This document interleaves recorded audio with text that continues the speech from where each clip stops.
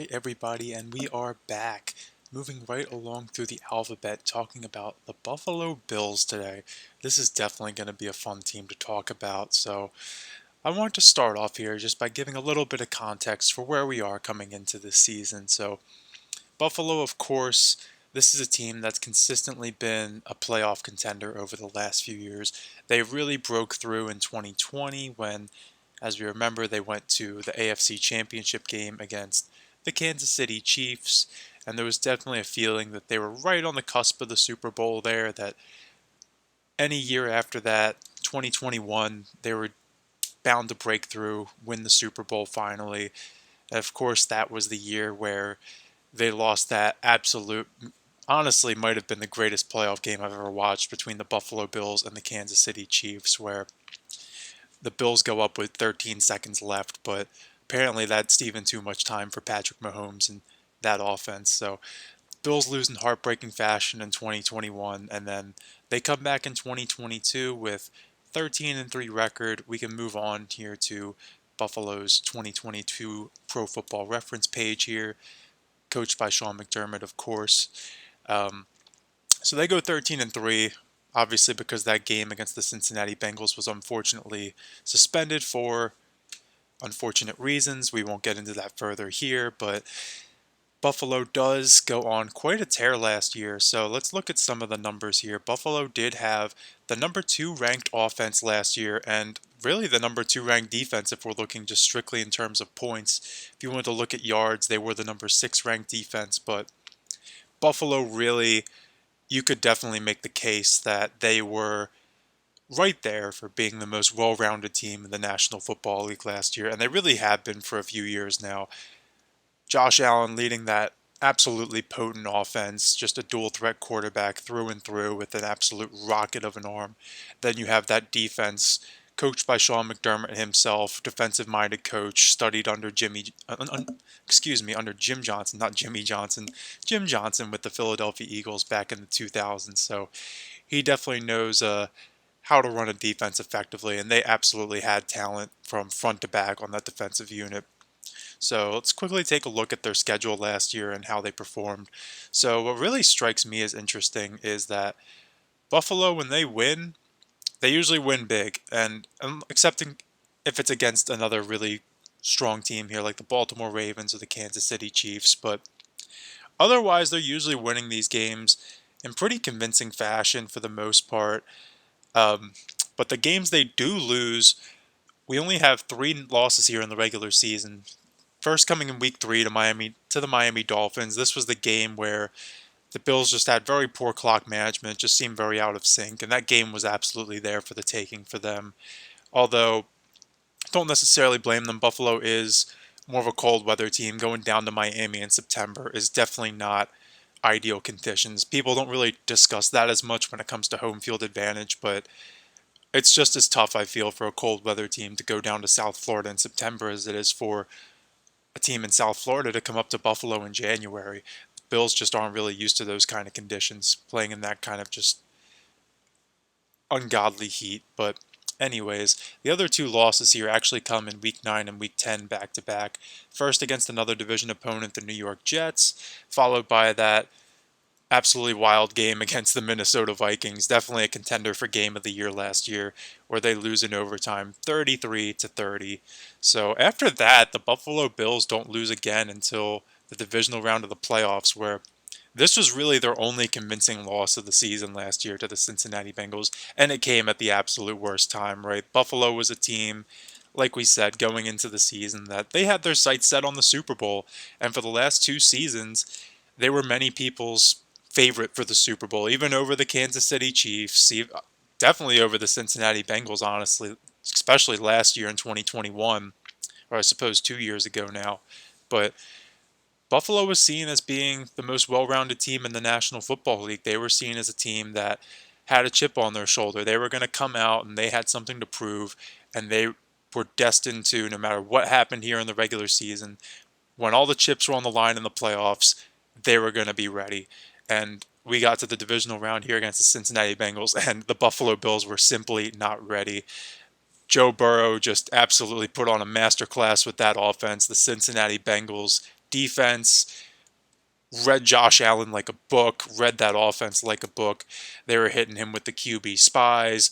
Their defenders were doubling Stephon Diggs consistently. He was getting visibly frustrated. So I'd be very interested to see how Buffalo responds to that finish because unlike the prior season where many people felt the real Super Bowl was the Bills and the Chiefs and the divisional round, even though neither of those teams made the actual Super Bowl, the Bills definitely came out of that season feeling very good about themselves. They felt like they did everything they could, and the Chiefs were just the better team. I don't think you can say that this past year. The Cincinnati Bengals flat out came into their house and outplayed them in the snow. So we could quickly look through some of Buffalo's individual stats here. Josh Allen, of course, continuing to be the gold standard of the quarterback position. Only in 16 games, 4,200 yards, 35 touchdowns. 14 interceptions, you don't love to see that, but when he's throwing 35 touchdowns, you really can't complain. And I'm looking down here at the rushing stats as well. He gives you another 762 yards and 7 touchdowns on the ground. So combine those two together, Josh Allen's giving you more than 5,000 yards passing and rushing combined with over 40 touchdowns, 42 touchdowns when all is said and done. So he's given you everything he can. We know what Josh Allen brings to the table at this point.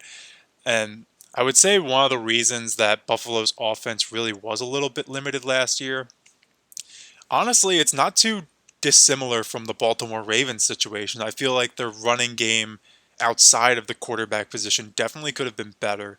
And nothing against Devin Singletary, who's actually no longer with the Buffalo Bills. And we'll go through the Bills' departures and additions in a second here, but Devin Singletary was not a bad running back by any means.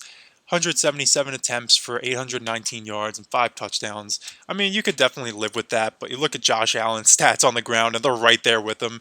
And of course, Josh Allen is a phenomenal rusher. You don't want to not have him run the ball per se, but I feel if you had a strong ground game behind him, with the running back group. Even if it isn't just one guy stepping up, having an elite running back, you don't necessarily need that. If they do want to go with the more committee approach like they did here with Singletary and James Cook, I feel something like that could work. But when you're doing something like that, I feel like it needs to be to the benefit of Josh Allen. He's your best player on offense. You need to take some of the burden off of him.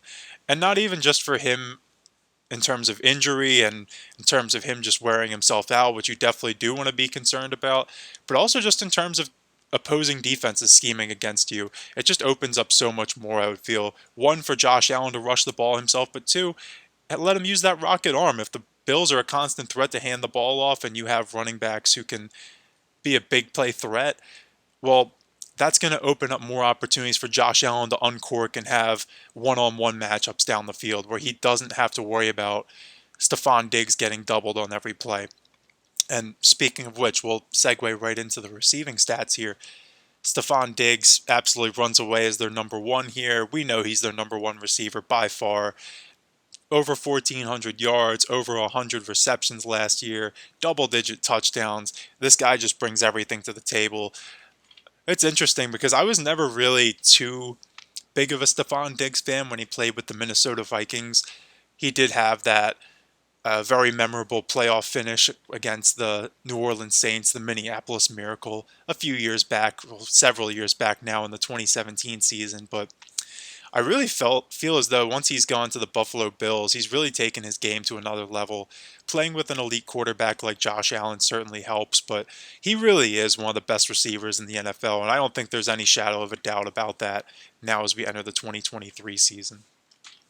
But looking at some of the other options Buffalo has at receiver here, of course we have Big Game Gabe here as the number 2, Gabriel Davis. Still just 23 going on 24. He has another 800 yards and 7 touchdowns through the air. So he's definitely stepped up as a number 2 receiver for them. Can't be upset with those numbers at all for their second receiver. But I think some of the concern definitely starts to come in after that. Dawson Knox, good numbers for a tight end. He's definitely a above average tight end.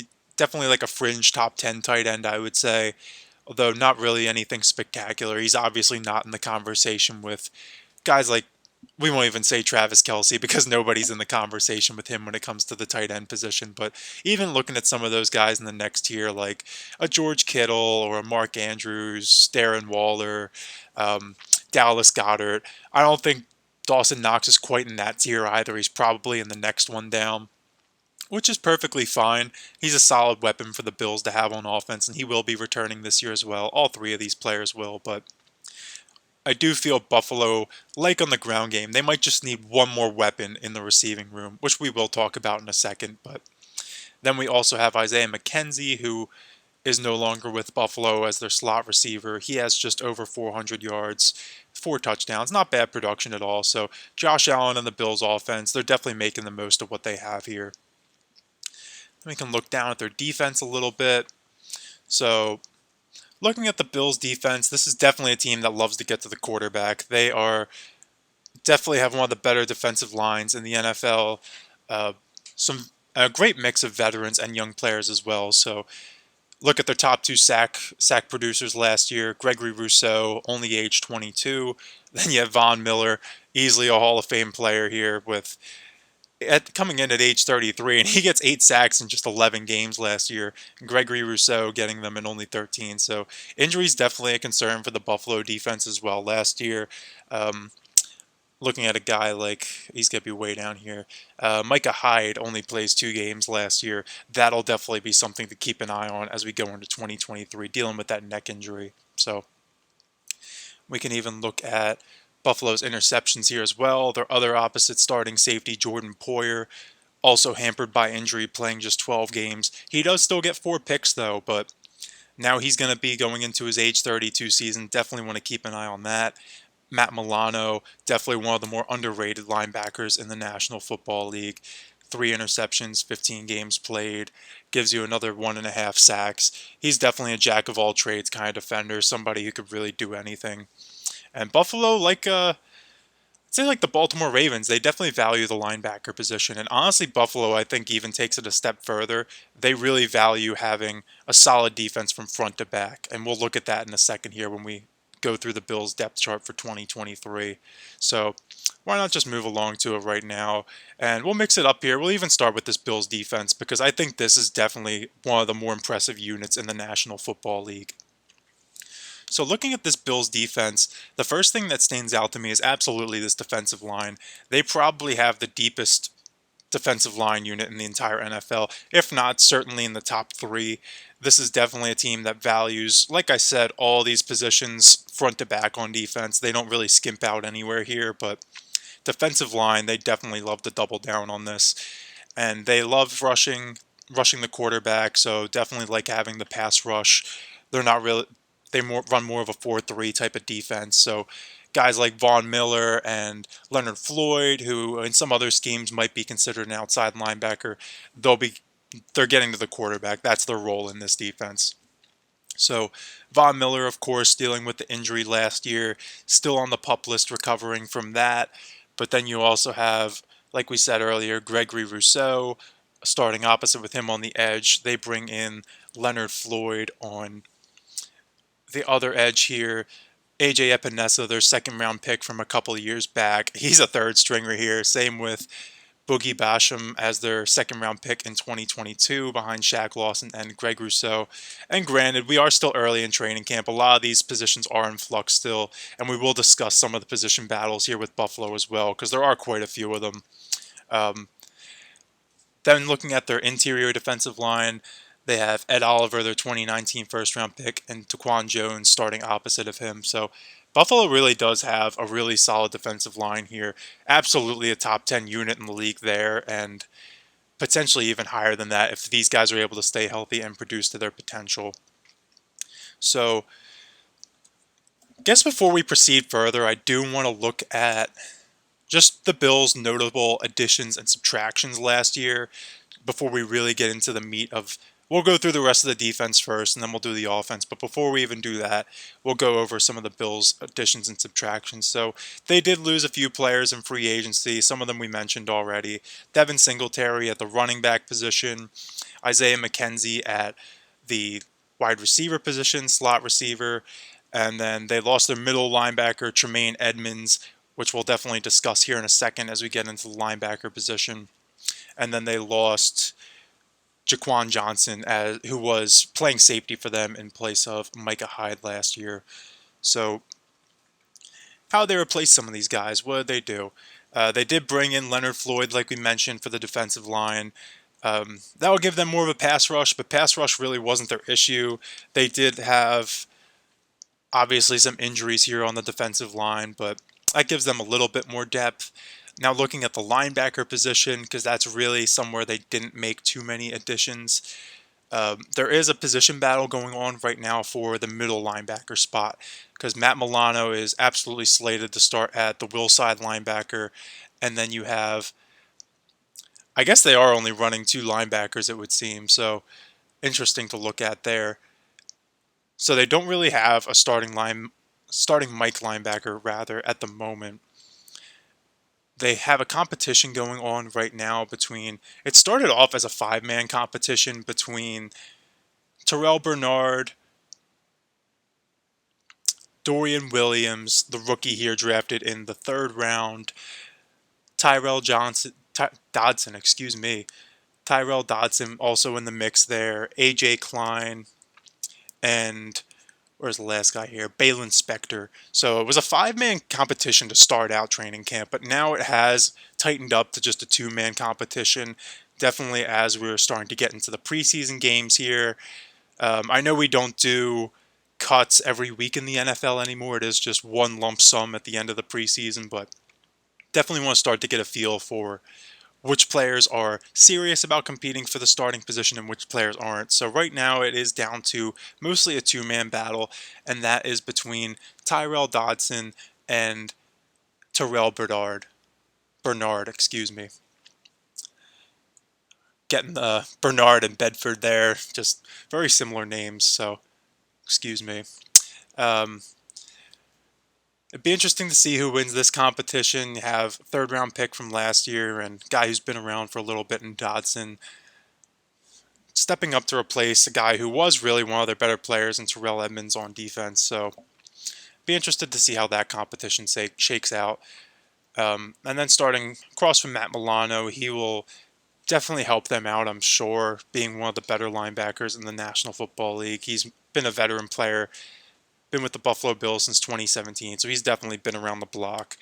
But moving forward to the secondary, so we have Tre'Davious White, of course, is slated to start as their number 1 corner, and he's going to be going up against probably all the number 1 receivers that the Bills are going to have to face in the AFC. So you're thinking your Jamar Chases and suppose when they go up against teams like the Jacksonville Jaguars, maybe even Calvin Ridley or Christian Kirk, they go up against the Chargers. It could be putting him on Mike Williams or Keenan Allen. Definitely be interested to see. So looking at the other cornerback position, though, that's definitely more of an open-ended question at the moment. So there is a competition going on here as well right now. And it's been a bit of a 3-man competition. So Kyer Elam has been in the mix for that, absolutely. Their 1st-round pick last year. Have Dane Jackson in the mix as well, their 7th-round pick in 2020. And finally, the aforementioned Christian Benford. So 3-man competition going on for the second cornerback slot, although the coaching staff has made it known that they are comfortable going into the season running a bit of a platoon there with all those guys getting some reps. The reps have been pretty even in training camp so far. So that'll definitely be a position battle worth keeping an eye on. And then Taron Johnson, slated to start as the nickel corner. He's been a solid player for them as well over the last few seasons. So that's really the Buffalo Bills defense. I think it has taken a slight step back from last year, losing guys like Terrell Edmunds and Jaquan Johnson. Though they are getting Micah Hyde back healthy, they are getting hopefully Von Miller back healthy, adding Leonard Floyd to the mix. It should still be a very strong group, should still definitely be a top 10 defense, though I don't know if it will be able to hold up to the production, the standard that they set last year. So moving on to the offense, and this is definitely where I think Buffalo's probably invested more of their assets this offseason. Although that could definitely be debatable. They've definitely invested more in draft capital here. Though, like we mentioned earlier, they lost Devin Singletary as their lead running back, and they lost Isaiah McKenzie as their slot receiver. So, I mean, obviously we know Josh Allen's the quarterback. Don't really need to waste too much time there. They did bring in Kyle Allen to be the backup with Matt Barkley remaining as the third stringer. Good to see Matt Barkley hanging around in the NFL. He's had a bit of a rough go about it. He came into the league in 2013, and this is now his 11th season, I suppose. He was somebody who was originally supposed to come out in 2012 and be one of the top picks in that Andrew Luck RG3 draft, but decided to be loyal to USC, come back for his senior year, and that really came back to bite him. So even though he ended up not getting the hype and the opportunity he was supposed to get coming into the NFL, glad to see he's finding a role for himself, finding a place for him in this league, especially on a team as well-rounded as the Buffalo Bills. So enough with the quarterback position. We'll move on to running back here. Devin Singletary no longer like the team as we went over, but they do bring in Damian Harris from the New England Patriots. Definitely a nice little pickup for them there. He's in the midst of a training camp battle himself with James Cook for this starting role. Definitely be fascinating to see how that shakes out. Although I do think when all is said and done, both of these guys are going to get very solid reps once we get into the regular season. And they did bring in Latavius Murray as well to be kind of just an insurance policy in case of an injury, which we already saw. Naheem Hines was another player on this depth chart, but he's already out for the season with a non-football related injury. So he finds himself on the NFI list, and the Bills are rolling with these three guys, it would seem, as their primary ball carriers going into the season, with Josh Allen, of course. But I would like to see James Cook and Damian Harris really step up and produce for these guys so that Josh Allen doesn't have to worry about running the ball, and like we said earlier, it would open up so much more in the passing game for them as well. Now, looking at this offensive line, which definitely isn't one of the stronger units in the league, I would say. It's not one of the worst ones, but I'd say it's probably about an average offensive line in the league. Definitely maybe a slightly below average offensive line before this season, though they did make some additions here. Returning starters, we have Deion Dawkins at left tackle. He's probably been their most consistent offensive lineman. Second round pick in 2017. Really not too much controversy with him there. Definitely expect him to maintain that starting role and produce. Spencer Brown on the opposite tackle, their third round pick in 2023. Another consistent player, don't really see any issues there. Then Mitch Morse signed several years back now from the Kansas City Chiefs. He figures to be their starting center. Then we get to the additions they made. So they add Connor McGovern here from Dallas. He's projected to be their starting left guard, and doesn't really seem to be too much competition for that at training camp right now. Although at right guard, I will say there is a battle going on right now between Ryan Bates, who's been with Buffalo for several seasons now, with Osiris Torrance, who was their second round pick this year. And honestly, Osiris Torrance was somebody who potentially could have even gone late first round, so Buffalo was definitely very satisfied to pick him up in the second round, I'm sure. Though what I am hearing out of the training camp right now, Osiris Torrance does have the inside track to land the starting job. Not necessarily even because he's blowing Ryan Bates out of the water at camp, but rather because the Bills see Ryan Bates as somebody who could fill in for any of these three positions if an injury were to happen, whereas you can't necessarily say the same thing with Osiris Torrance. So in a hypothetical scenario where Mitch Morse goes down to injury, instead of having to require Osiris Torrance to step in at right guard and then have Ryan Bates switch positions, you could just slot Ryan Bates right in at center. So definitely interesting to see their perspective on that. I don't necessarily disagree with it, but it should help Buffalo's offensive line maintain more stability this season, which can only be a good thing for an offense that's looking to go on another deep playoff run. Heading over to the wide receiver position now, we did discuss earlier they lost Isaiah McKenzie to free agency, though they did bring in Trent Sherfield from the Miami Dolphins and Deontay Hardy from the New Orleans Saints.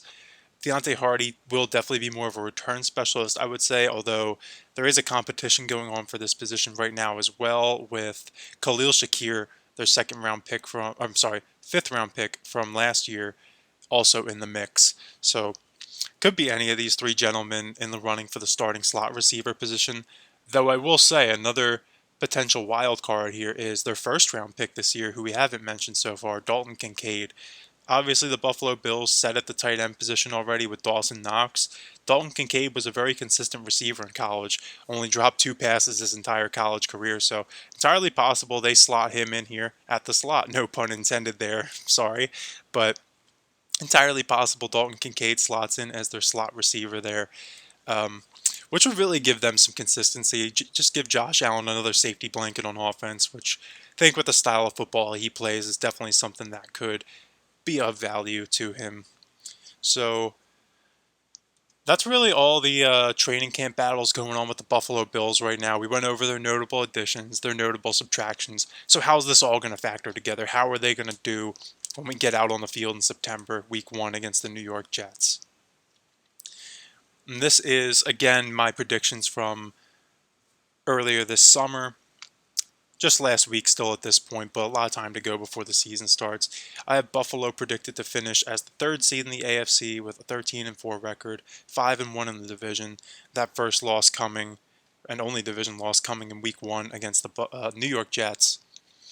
Their other losses being to the Cincinnati Bengals in week 9, the Philadelphia Eagles in week 12, and the Los Angeles Chargers in week 16. So Buffalo is a team that it's so interesting with them because they're kind of in a similar situation the Baltimore Ravens are in, where they've kind of been just stuck in neutral, it seems, for a couple of years now when it comes to playoff success. Though Buffalo has had dominant regular seasons, especially last year. They just kind of mowed through everybody in the regular season. But the AFC is just so competitive, and they're going to have more competition in their division this year. The New York Jets figure to be better. Think the Miami Dolphins will also definitely be a threat here, and the New England Patriots aren't even a team to be slept on. I do have them projecting to finish 6-11 record here, but that is with an 0-6 divisional record as well, so could definitely see New England picking off a divisional game here or there, maybe one or two, and making this a lot more competitive of a division, or potentially even if one of those wins against the Buffalo Bills could cause the New York Jets to leapfrog them into first place there, or the Miami Dolphins. We never know how this will shake out.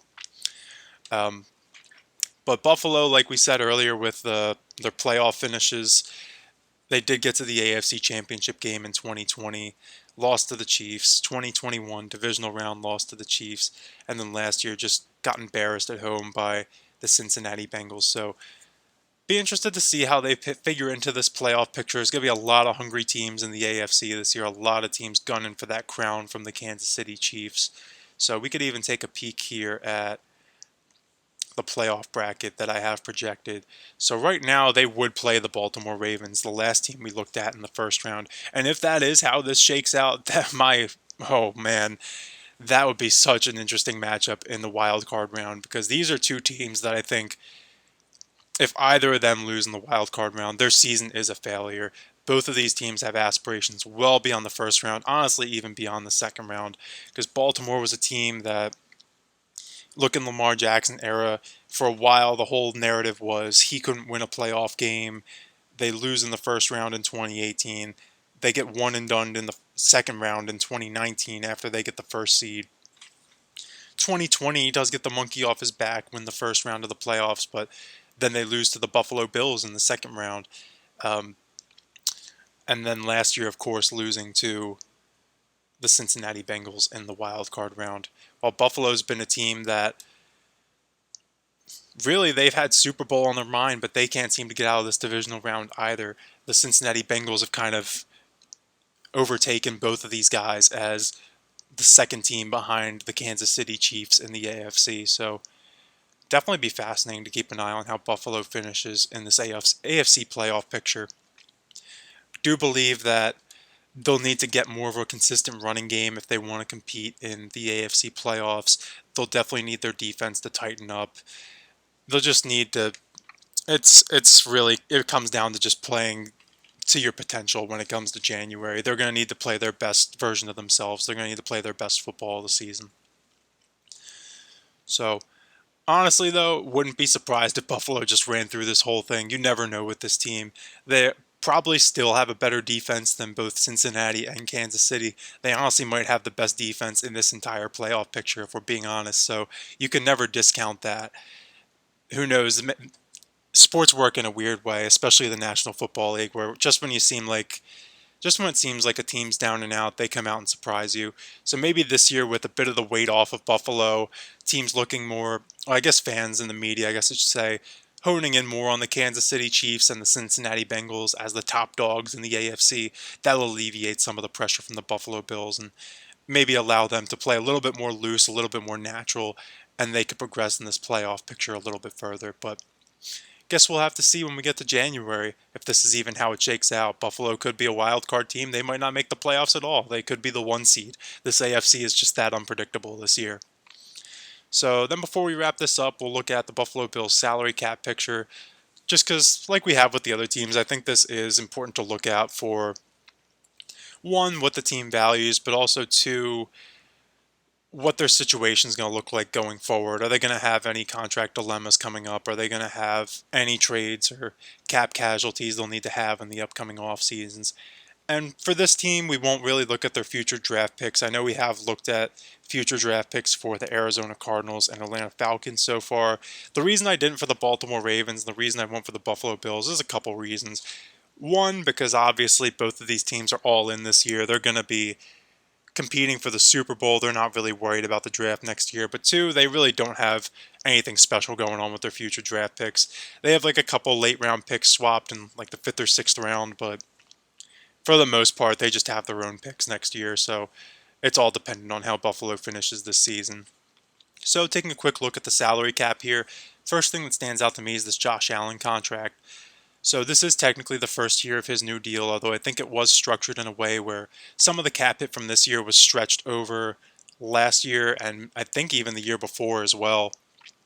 So Josh Allen's cap hit is going to soar after this year. Be interested to see if this deal gets restructured in any way because that's nearly a $30 million jump in cap hit, which Buffalo's projected to have $285 million against the cap next year. They're definitely going to have to make some adjustments, whether it's restructuring Josh Allen's contract or moving on from some players that they probably would rather not.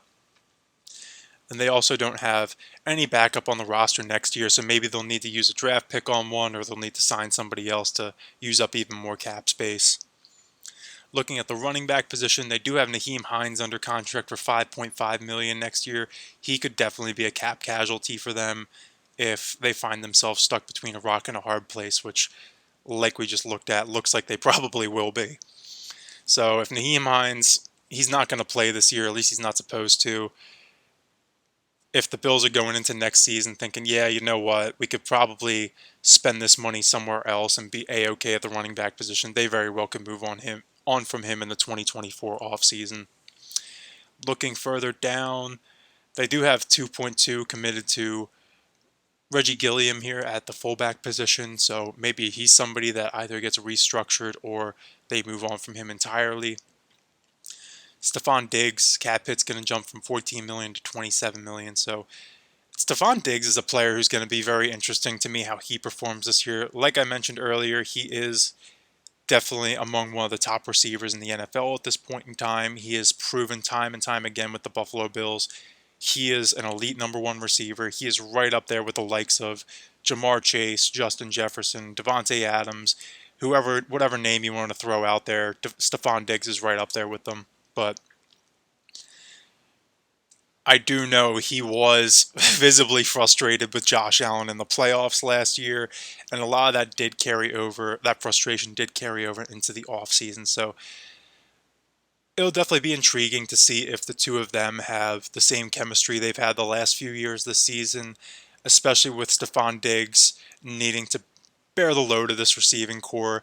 I mean, they definitely have other solid players like Gabe Davis and their two tight ends, but Stephon Diggs is the guy by and large. So if he ends up having a bit of a step back this year, now as he goes into his 30s at a $27 million cap hit, a $13 million cap increase, maybe Buffalo does the unthinkable and they move on from him like Green Bay did with Devontae Adams. Who knows? No, it's way too early to say that at this point, but just looking at the numbers, something has to give, and this could very well be it. Looking further down at receiver, they really don't have much else committed in terms of salary cap space. Only real notable player is Deontay Hardy, who they just signed, and he's only signed for one more season, and he figures to be more of a return specialist anyways, potentially a slot guy starting. Then we get to the tight end position. Another big salary cap jump here. Dawson Knox goes from a $6 million cap hit to a $14 million cap hit. It looks like this was a 3-year extension here that he just inked. So who knows, maybe if Dalton Kincaid has a big season this year as a rookie, that would make Dawson Knox expendable, but we never know. We really don't. So if Dawson Knox ends up producing this year, it'd be hard to move on from that cap hit. So somebody else is going to have to get moved, or somebody else's deal is going to have to be restructured. Definitely going to be interesting to see. So looking at the offensive line, Deion Dawkins only signed for this year and next year. These yellow years represent void years, so you can kind of ignore them. They will have very minor salary cap implications on Buffalo down the line, but in terms of Deion Dawkins himself, he is only under contract for the next 2 seasons, as is Mitch Morse. So definitely reiterates the point that Buffalo's window is absolutely right now, especially because these guys, I believe, will be north of 30 by the time they get to 2025 here. Other than that, really not much money committed on the offensive line. Not really too many notable players coming up on the end of their deal. Osiris Torrance, rookie, just coming in, so he's going to be signed for 4 years, plus potentially not a 5th-year option because he was a second-round pick, so he's signed for 4 years. Then you have Connor McGovern, who was just signed as a free agent. His cap hit's going to gradually increase over the next 2 seasons before a void year there in 2026. And then where is Ryan Bates? So Ryan Bates is signed for another 3 years as well, just shy of $5 million. So if Osiris Torrance plays well this year, and maybe they need to sacrifice a little bit of that flexibility on the offensive line to stay under the old salary cap.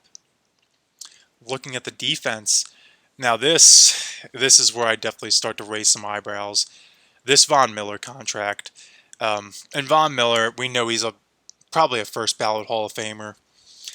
Absolutely tremendous career, but Von Miller is already in, my gosh, he's already in his 13th season. He's really getting up there. He was drafted in that 2011 draft class, and I'm just saying, another great pass rusher who's a first ballot Hall of Famer from that same draft class, J.J. Watt, has already decided to call it a career, and you have Von Miller slated to have a massive increase in salary cap here from just shy of $8 million this season up to just shy of $24 million for the next 2 seasons before it goes up even further in 2026, and then soaring up to $32 million in 2027. I don't think there's any universe where Von Miller's playing for the Buffalo Bills in 2026 and 2027 here, so that's certainly worth keeping an eye on.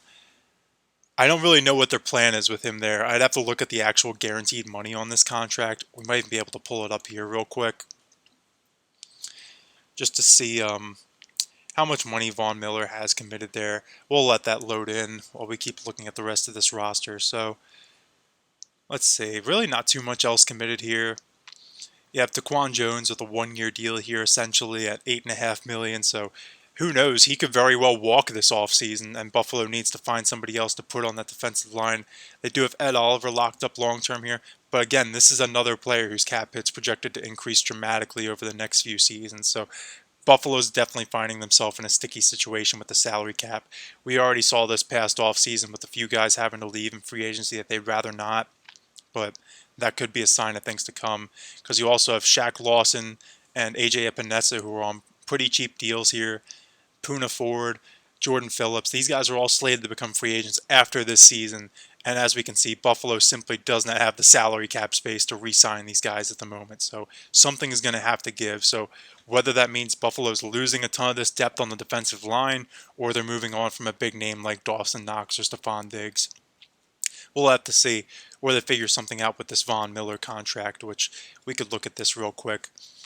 So they do have a potential out here in the 2025 offseason, but if they do try to move on from him next offseason, it's going to cost them, and it's going to cost them big. Even if they do try to move on from him in 2025, it would only give them about $8 million in cap relief. So looking at the Buffalo Bills situation again here, they are stuck with this Von Miller deal at least for 2024. I say stuck. I mean, we know Von Miller is a good player, but at that point he'll be in year 14, making 23, nearly $24 million against the cap for a team that has to re-sign a ton of players on this defensive line, players much younger than Von Miller, and like we saw at the top here, they really just don't have the flexibility to accommodate that. So then we can look at the linebacker position here.